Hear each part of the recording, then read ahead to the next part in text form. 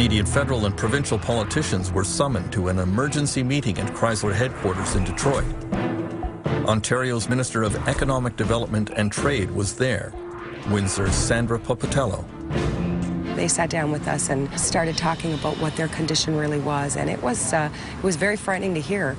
And I guess being from Windsor, being brought up here, most of our lifeblood has been from the automotive sector. I thought I would never see the day that I would hear or get a sense that this could collapse.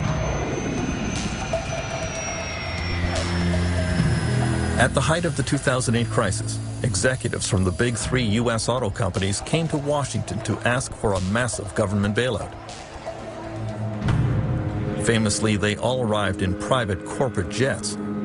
There was a wave of revulsion from politicians and workers. Who do you think you are? You're asking for $50 billion and you fly in on a corporate jet? Those are our profits as well. As workers, every worker, I know at our plant they said, you gotta be kidding me. The U.S. government came up with the bailout money, and Canada quickly followed suit. Canadian Finance Minister Jim Flaherty is the Member of Parliament for Oshawa, another riding that depends on the automotive sector. Discussions have taken place about this. He points out that there were many jobs at stake in Canada beyond those at the big three U.S. car companies. The fundamental challenge was this: were we going to be in the auto business or not? And the big driver, from my point of view, was the fact that we have three of the largest global parts companies in the world in Canada. And that's where most of the technological innovation is. So we lose Chrysler, we lose General Motors, they continue in the United States and Europe and elsewhere, we're going to lose those parts companies too, because they'll have to follow them. This is absolutely outrageous. One group of workers in Windsor decided to fight back against their plant closing.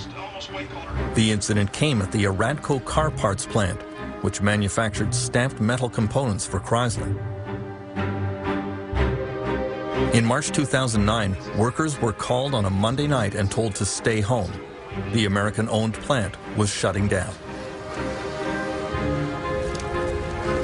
Aradco workers realized that their management was trying to sell all the equipment and sneak off without paying any kind of settlement to employees, some of whom had worked for decades and were owed $30,000 or $40,000.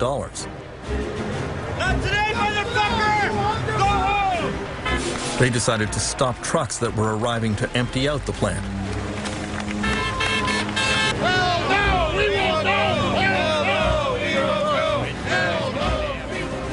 Then, when management still refused to